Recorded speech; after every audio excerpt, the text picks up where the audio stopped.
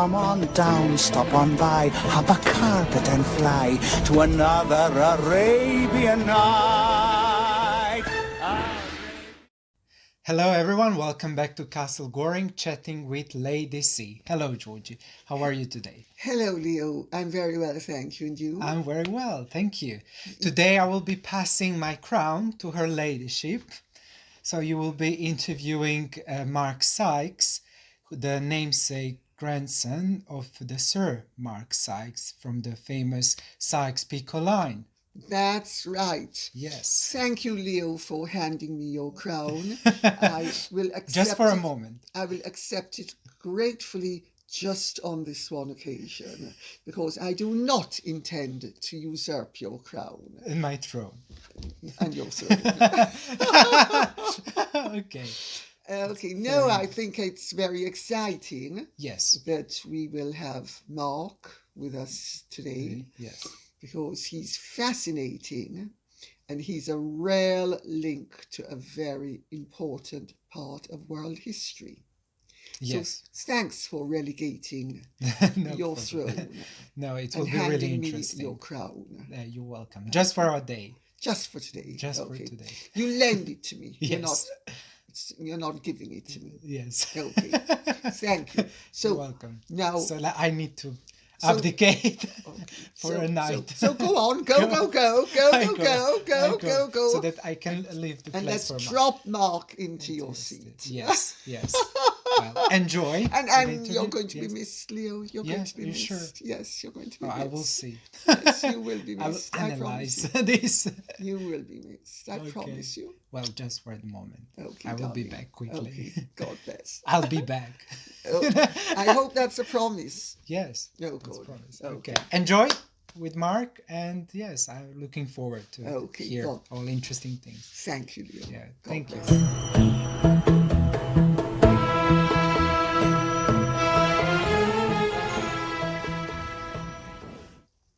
Today, we are very honored to have Mark Sykes with us. So I am sitting in the chair as an interviewer today, as opposed to being the talker. And Mark is going to edify us. Well, I'm particularly pleased to be interviewed because I've been a dear friend of kind of Lady Colin Campbell for many years, and I respect her erudition on almost all subjects. So I'm happy to shed what light I can on one or two things which I do know a bit about through family connections.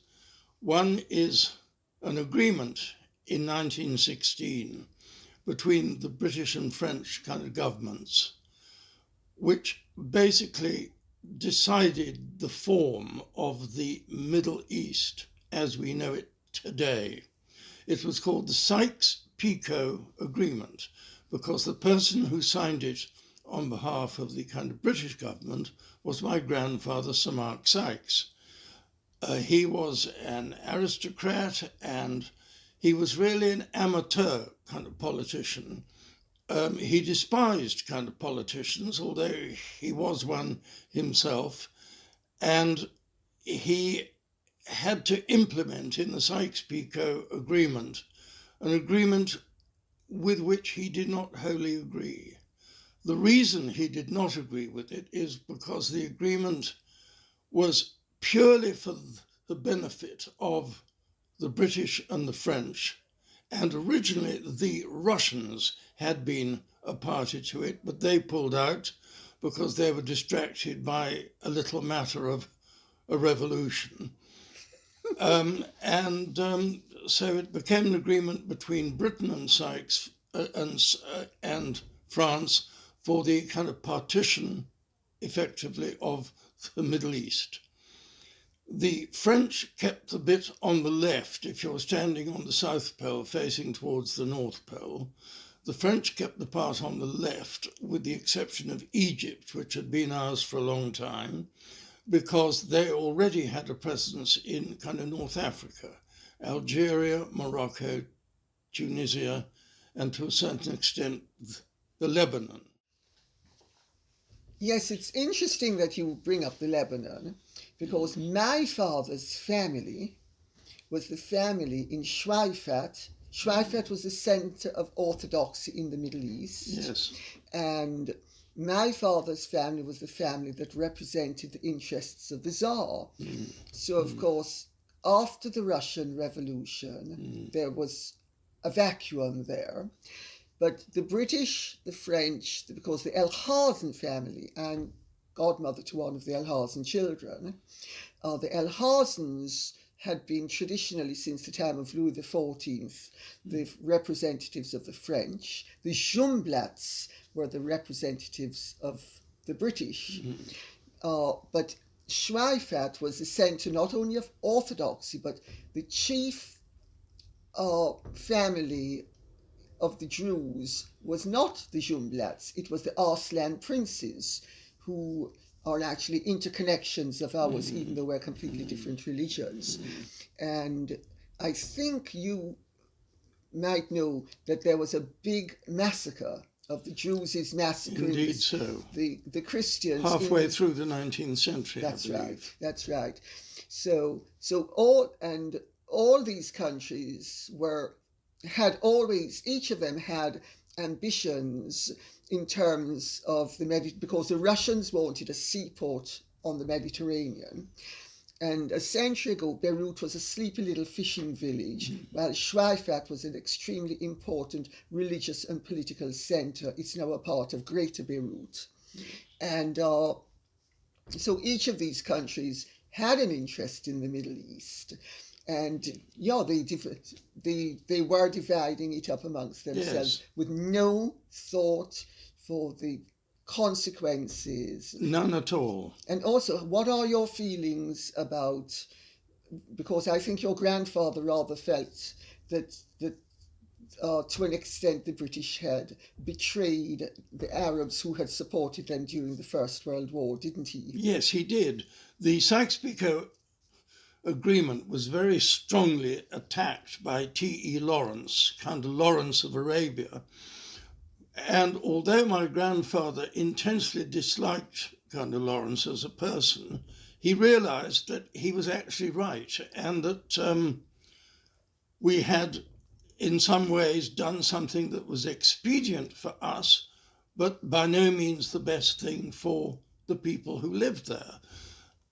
In a way, it wasn't as new as it has been made to seem, because they largely stuck to the old boundaries of the kind of Turkish Ottoman Empire. Yes. And the vilayet of kind of Syria, for instance, contained what became the kind of country of Iraq, with more or less the same boundaries.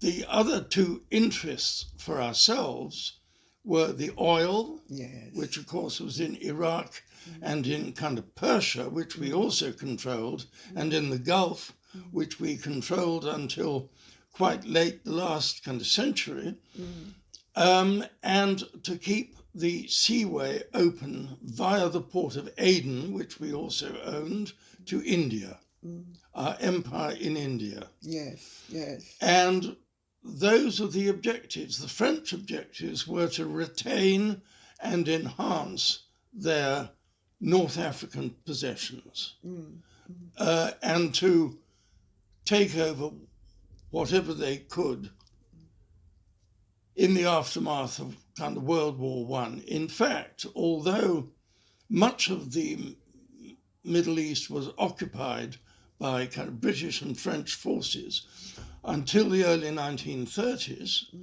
we, for instance, remained occupying Iraq until kind of 1932, which many people don't realize. And there was also an allied French kind of dominated force in Damascus for a long time. And nobody really got what they wanted in the end. No, but they did cause an awful lot of trouble. Tremendous amount of trouble, yes. On the other hand, there was lots of kind of trouble happening anyway. For example, in the only part of Arabia which was left untouched by Sykes-Picot, the only part of Arabia that was allowed to be ruled by more or less itself was kind of Saudi Arabia. And that was purely because my grandfather was a close personal friend of Ibn Saud, who later became the first king of Saudi Arabia, although that wasn't until kind of 1932.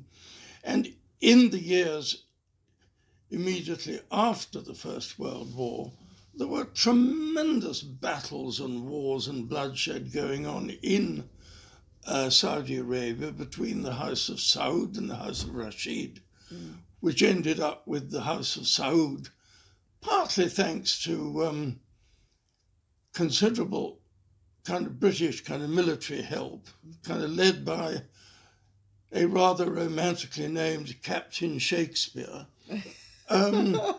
succeeding. But my grandfather believed Ibn Saud to be a noble warrior, and they used to go hunting gazelle together in the Arabian desert, which was all rather beautiful and romantic. But do you think your grandfather, had he lived, because of course he died of Spanish flu? He died of Spanish flu in during 1919, yes. During the Versailles Peace conference. Yes. He went, correct me if I'm wrong, he went to bed and never woke up. He went to bed and never woke up, that's exactly right. And he was 39, He was 39 years old in kind of 1919. And an interesting thing is that although he was really an Orientalist and Arabist, he both spoke and wrote Arabic and Persian, and he even spoke kind of Kurdish, which was very unusual in those years. And he had kind of traveled extensively in those regions before the First World War and kind of written some kind of books about it, which are quite kind of readable even now. Although he was an Arabist and an Orientalist, he was also in a curious way a Zionist, because he was one of the half-dozen people who cooked up the Balfour Declaration of 1917, establishing the principle of a national home in Palestine for the Jews. The people who cooked that up were kind of Lord Rothschild, Chaim Weizmann, who was the head of the world kind of Jewish movement, a man called Sokolov, who was his kind of number two, my grandfather, and of all people, the Emir Abdullah, because both the Jews and the educated Arabs believed that an influx of Jewish capital and wealth, with political control remaining with the British, would bring prosperity to the region. In fact, it brought quite a lot of ill feeling, but it did bring a bit of prosperity as well. And kind of, had it not been for a certain Austrian kind of corporal, there is every possibility it might have worked out in the end. But the horrors of World War II really shook the whole thing up to an unforeseeable extent. Yes, yes. Because, of course, I think most people don't realise that after the fall of Masada until 1948, so you're speaking about from AD 71 till 1948, yes, the Palestinians hosted the Jews in their territory. Yes. And Jew, Christian, and ultimately Muslim all lived together peacefully for nearly 2 millennia. Indeed they did, because the Jews were expelled from Jerusalem by the Roman Emperor in AD 71. The kind of fall of Masada came towards the end of an unsuccessful Jewish war for independence. That's right. And kind of after that, as you correctly say, for 2,000 years, Jews lived all over the Arab world. The kind of Jewish population of Isfahan, for example, was very, very large. The Jewish population of Baghdad and Tehran were all very large until kind of basically there were anti-Jewish Arab nationalist kind of governments after World War II. But throughout history, Jews and some Christians had lived under the Muslims much more satisfactorily than they did under the Christians. Yes. The Jews, for example, were effectively a fifth kind of column in favor of the Muslims when the Muslims kind of conquered Spain in the 8th century. Yes. Because they knew they'd be treated fairly. Under the Christians, they were burnt, their property stolen. And under the Muslims, all they had to do was kind of pay a special tax. Yes, because of course the Jews were the great administrators of the Muslim empire. They were indeed. The Shah of Persia of the 15th kind of century, his vizier was a Jew, and the vizier's number 2 was a Christian. So it's never as simple as it looks. Now, you were saying to me earlier today about the 7 pillars of wisdom. Yes. I would love you to say something about that, which of course is the famous book that Lawrence of Arabia wrote. Yes. It was originally published under the title Revolt in the Desert. And it in fact wasn't published until 1932, although bits of it had been published before in various magazines and small private printings and things of that sort. It's a marvelous book. It's a wonderful book because T.E. Lawrence was a tremendous prose stylist. His prose influences were the Bible and... I hope the King James edition. The King James edition, of course, yes. And some of the early Arabic writers, the pre-Islamic kind of writers. So his prose has a very ornate kind of quality. And it suits... May I cut you right there for Yes. just a second to say, I think people might not realize it, but Arabic is the richest language on earth with the largest vocabulary, and compared to any other language, it's streets ahead in terms of wealth. It is indeed. Sorry, I didn't mean to distract you. No, not at all, not at all. No, it's a beautiful kind of language and with an immensely rich kind of literature. But what did you think of the content of 7 Pillars of Wisdom? Well, I think it presents a very true picture of Lawrence's struggle with the Arabs against the Turks, kind of in the desert, although many of the actual events in it are pure fiction, but they might have happened. The fact that they didn't happen doesn't really matter. If I may quote the poet Milton, "What is truth?" said jesting Pilate, and did not stay for an answer.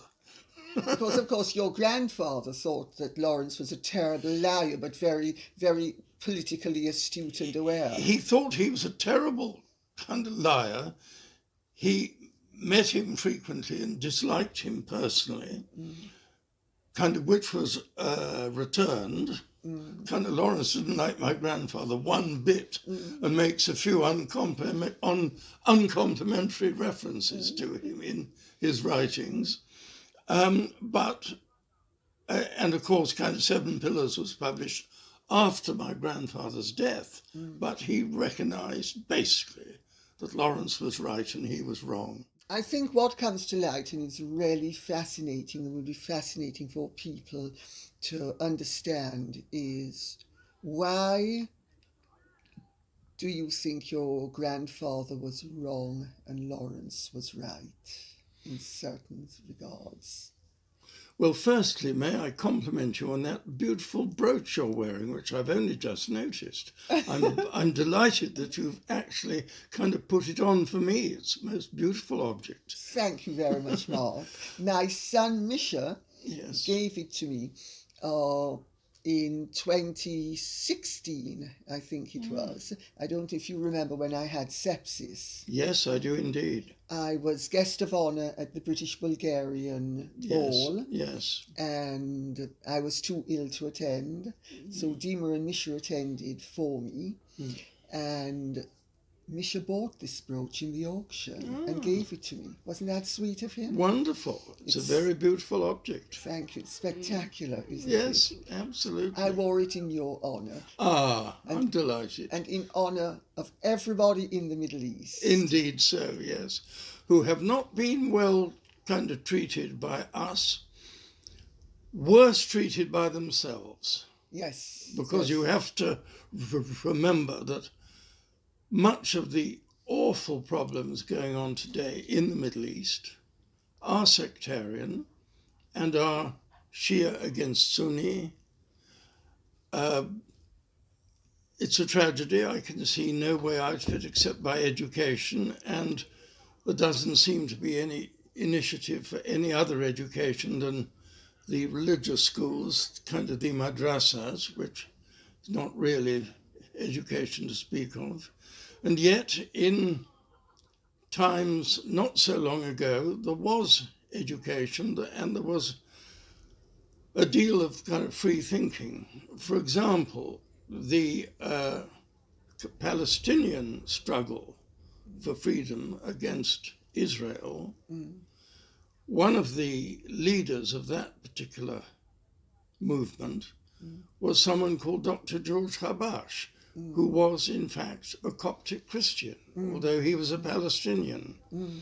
And as we were saying earlier, in kind of centuries gone by, particularly the Spanish kind of Muslim kind of kingdoms of kind of Cordoba, the kind of Caliphate of Cordoba and Seville and Granada, was totally multi-faith, multi-ethnic. If only we could get back there, but it's hard to go backwards. Well, you know, I'm part Lebanese, as you know. Indeed so, yes. And I'm also part Jewish. Yes. And my father's family name is one of the most prominent Christian Christian Lebanese names.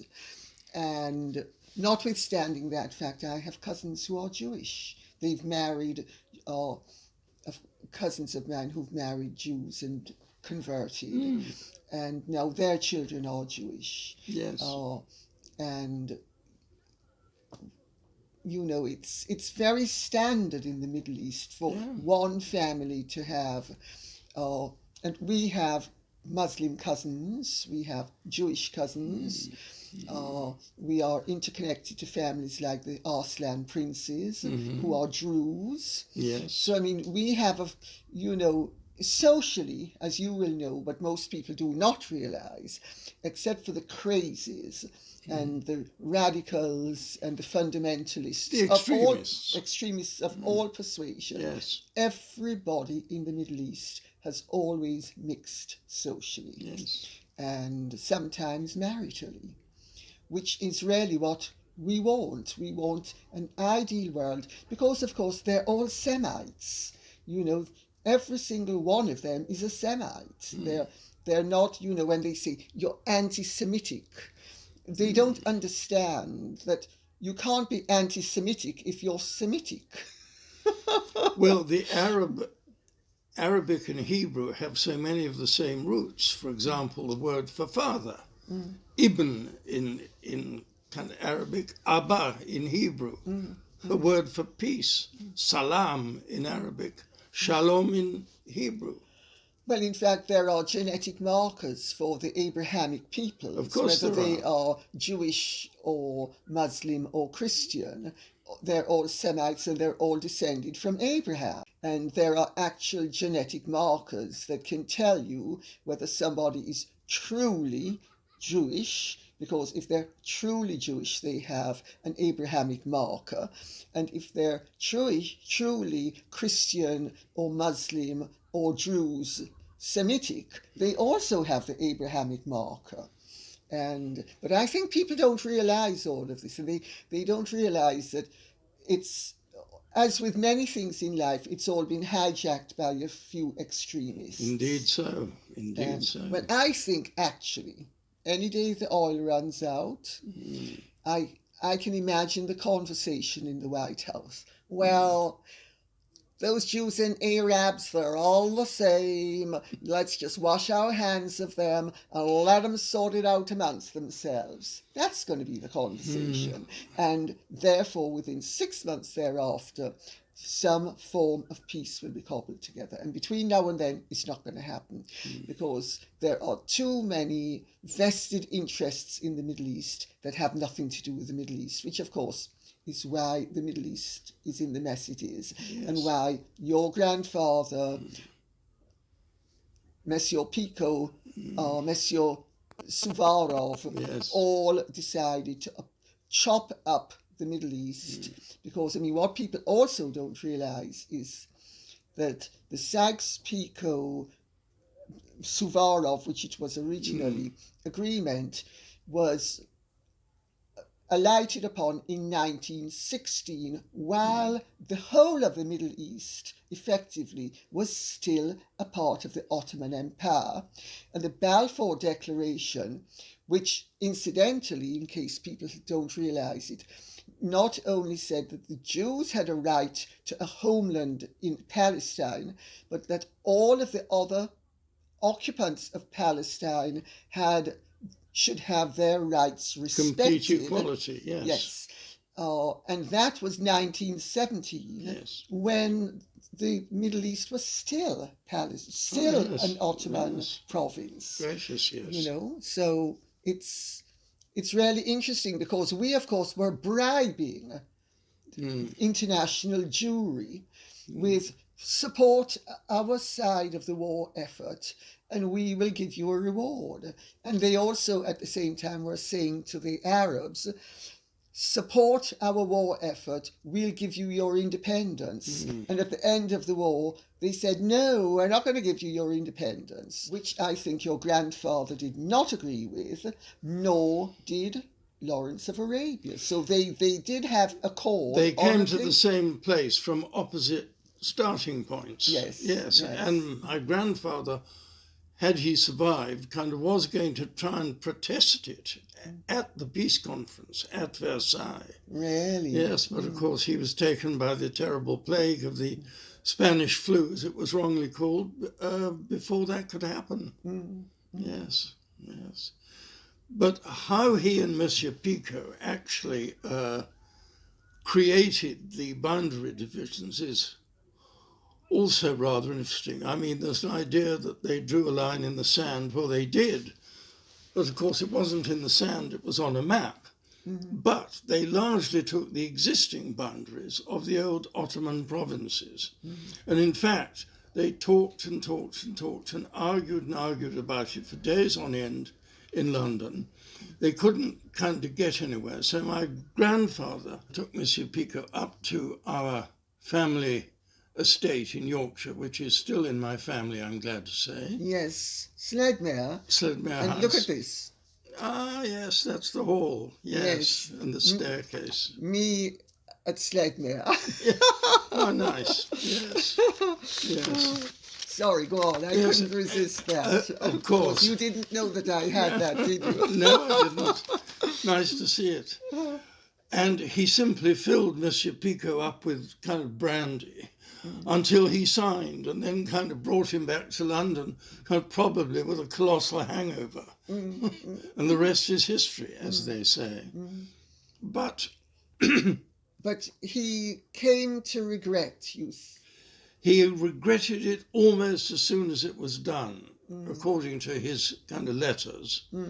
He said in kind of one of them, what have we done to the Arabs, which is, unusually heartfelt for people of that time.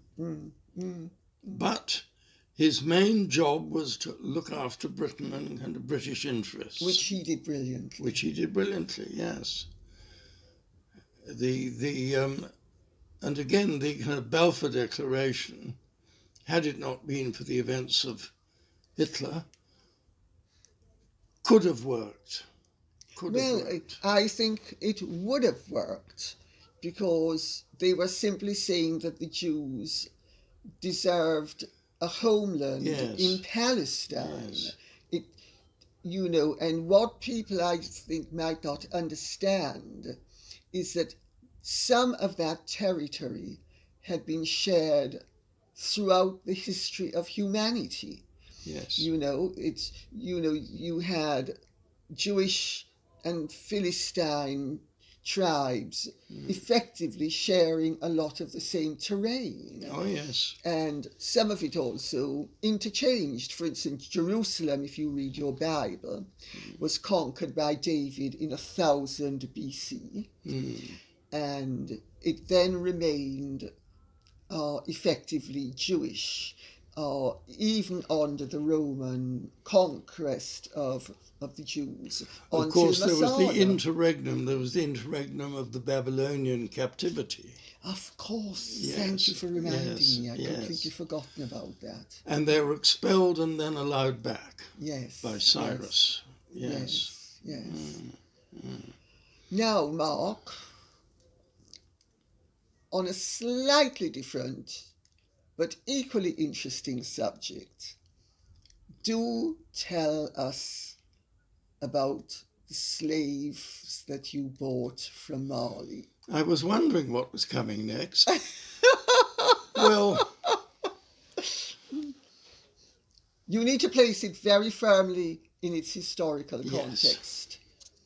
I occasionally like to shock a room or a dinner table by saying, I dare say I'm the only person in this room who's both owned a slave and had kind of dinner with kind of General Franco. Which is appealed to, kind of guaranteed not to appeal to many people. But in the late 1950s, I had a house in Tangier. Kind of what happened was I was engaged to a very charming lady, and we decided we were both too young and irresponsible to get kind of married. Was that sooner? It was indeed. But I had already, Is she still alive? I think so, as far as I know she So is. then we won't yes. mention her surname. No, we won't. We really won't. Okay. And I had already booked and paid for a villa in Tangier for the honeymoon. So we had the honeymoon, but we didn't have the wedding. And in fact, she stayed there with me for about 6 months. And I stayed there off and on. I mean, kind of probably only spending 3 months of the year there for about 4 years, because what happened was I then bought the holiday house from the people who had kind of rented it kind of to me. She was the kind of mother of the late Marquis of Bath with her second husband. Oh, Daphne. Yes, yes, kind of Daphne. Alexander's mother. Alexander Bath's mother. And it was a beautiful house, not that small, actually, in the old city, in the old Arab city, in the Kasbah. And 3 doors down from me was Barbara Hutton's palace, Oh, yes. kind of which was the old harem. And it was an enchanted place then, which is the late 1950s, 1959 to be precise.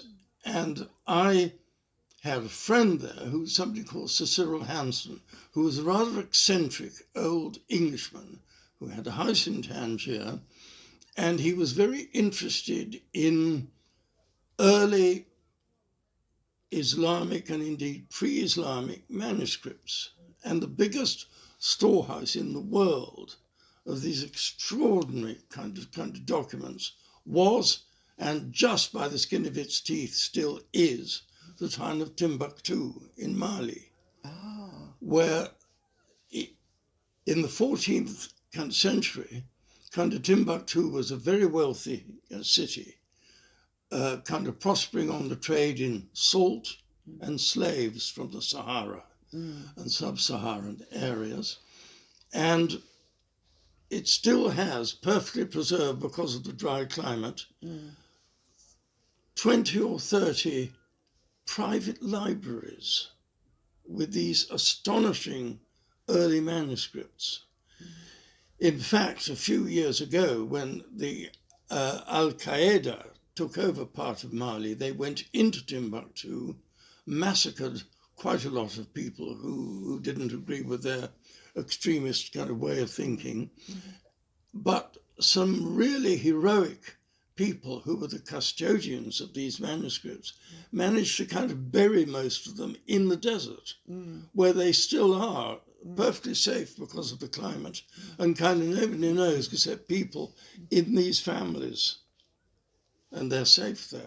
But again, in kind of 1959, there were none of those problems, and so kind of Cyril Hansen and I went down there in a small aeroplane, which he got hold of somehow, and he said, by the way, kind of while I'm here, I'm going to buy a couple of servants.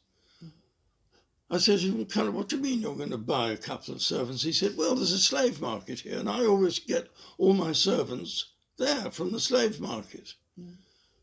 So I said, oh, really? He said, come along, it'd be interesting. And I said, I really need a cook. He said, I'll speak to a man I know here, and I'm sure we'll find you just the right person. Anyway, the long and the short of it was, I bought a lady called Hemo, who was kind of Sudanese, and kind of when I took delivery of her, I found that I'd also bought her daughter, who was about 20, called Sohara, and they came back to Tangier, where they stayed with me. Of course, I explained to them that the moment we were out of Mali, because slavery was legal in Mali at that time, I said, here you're not a slave anymore, you're completely free. I don't know whether she really ever fully understood that concept, because she stayed on. I mean, I gave her... You were paying her. So yes, I was paying her. Of course she was going to stay on. If you're paying her and you're treating her well. Oh, yes, I'm paying her, treating her well. And being a paid cook in an aristocratic household in the late 50s was jolly a desirable nice job, yes. Especially if you'd been a slave. Yes, and she and her daughter went back to Sudan at my expense every year for 6 weeks for holiday, and was kind of very happy. The only rather strange thing was that she had a habit of kneeling down and kind of kissing my feet every time I went in and out of the house, and I had my mother staying with me once, and this curious kind of ritual happened. And my mother said, what's that?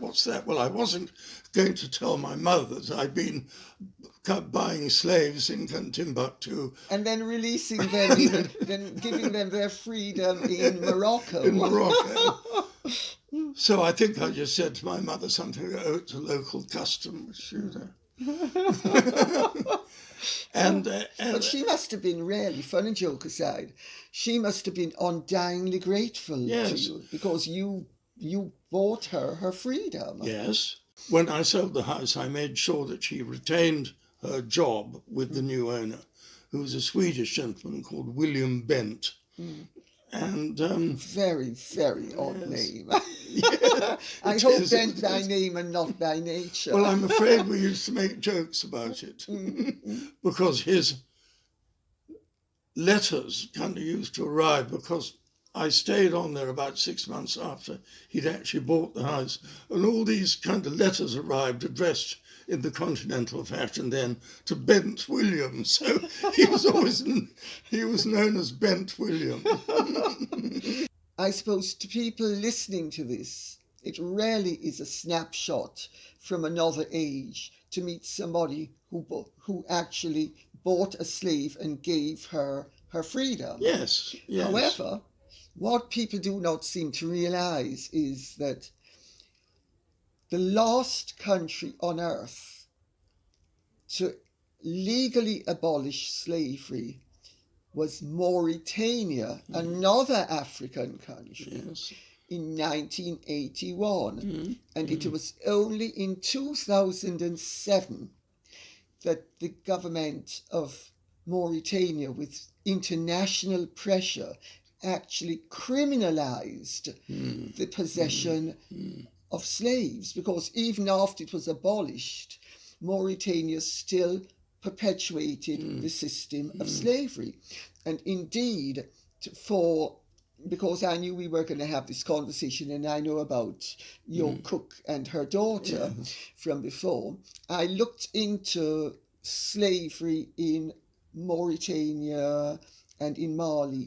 And do you know, even though slavery in Mali has been abolished since the 1960s, it still happens in Mali? Yes. And there are all sorts of African states where slavery still happens to this day. Yes, yes. And they actually sell slaves to rich potentates in, say, Arabia, etc., who, of course, they're then free once they're in Arabia, except, of course, freedom is a relative thing, because their passports are taken away. They're not allowed to leave the country. But that happens even with, say, the Filipino servants, etc. Happens in kind of Dubai with the workers in Dubai. Does it? Yes. That I didn't know. Yes. But it's, it's very regrettable that these things still happen. Yes. But it's interesting to see, especially with the Black Lives Matter movement at the moment, and the public misconception that slavery was limited to the Europeans enslaving the Africans, that in fact for a century and a half after Europe abolished slavery, well, certainly we in Britain abolished slavery, that the Africans themselves continued to legally have a slave system. Oh, yes. And it's really interesting. And that even today, slavery still flourishes in many of these states, which I think people should be made aware of, so that, they should actually take the struggle to where the struggle needs to the people should take the struggle to the areas that still have people enslaved, and not be speaking about systems that happened 2, 3, 4 centuries ago and have been abolished for nearly 2 centuries, because of course slavery was abolished in the British Empire in 1834, and slavery had already been effectively abolished in Britain by Lord Mansfield in his rulings of Zong and Somerset in the late 1700s. So it's really interesting that this is such a topical subject, but there is so much misunderstanding about what happened, and because the British were the first civilized nation on earth to spearhead the general abolition of slavery. And there's an interesting article that was published in the Jamaican Gleaner, which is the best newspaper in Jamaica. It's actually a newspaper that's respected, as you will know, all over the world, because it's a really quality publication. And they published a really interesting article in 2015 about slavery, and made the point that the British actually deserve to be credited with being the first of the civilized nations to try to generally abolish slavery.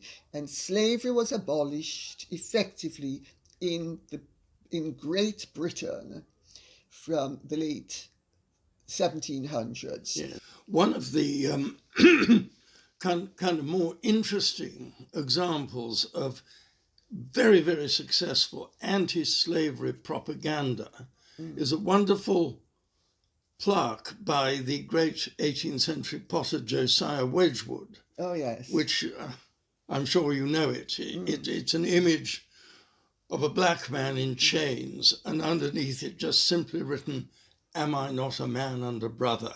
And that plaque, that image, was reproduced on teapots in kind of little china plaques to hang on the wall by the thousand. And just that one image was one of the levers that caused slavery to stop. Hair. Yes, here. And of course, the equivalent was in America, Uncle Tom's Cabin, yes, yeah, yes, yeah. indeed. Harriet Beecher Stowe. Harriet Beecher Stowe, yes, which a wonderful book. I think this is such an important subject that it really should be always addressed only by people who are knowledgeable, and everybody who doesn't know what they're talking about should fill their mind with facts before they fill their mouth with rubbish. Very well said. Yes, I agree with that. It is so important, and there are so many people all over the world who are still enslaved. Of course, in kind of classical times, in antiquity, the slaves weren't black at all. No. The word slave is from the Slav, because the Slavonic tribes were traditionally where the slaves came from for the Roman Empire. Yes, and Britain had. The British were slaves of the Romans. Yes. The Germans, the Slavs, you name it. They were all slaves of the Romans. And what people don't also realize is that until the late 1800s, slavery was the norm throughout the world, not the exception. It was in the 19th century that slavery ceased to be the norm and not the exception. Yes. And even well into the 20th century, slavery remained an institution in Africa, in certain parts of the Middle East.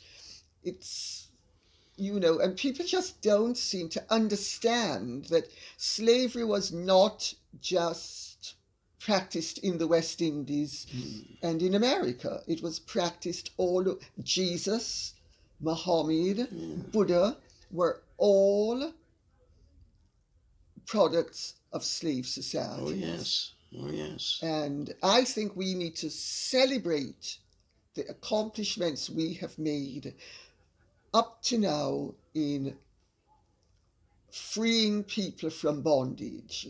Yes. And also what people forget, in fact they most likely have never learned it, is that Oliver Cromwell, who, because of course the original Puritan, because nowadays there are many neo-Puritans floating around with their equally intolerant theories, that if you don't do exactly as I say, you deserve to be crushed and punished and all the rest of it. But Oliver Cromwell sent a lot of Irish royalists to the West Indies as slaves. Admirals Penn and Venables captured Jamaica from the Spanish in 1655 at the height of the Puritan Commonwealth. Oliver Cromwell was virtually a monarch at the time. He simply sent all of the troublesome Irish to the West Indies as slaves, and particularly to Jamaica. So there is a huge Irish element in Jamaica that were royalist, often aristocrats, and then enslaved by Oliver Cromwell. They weren't black and they weren't lower class. No.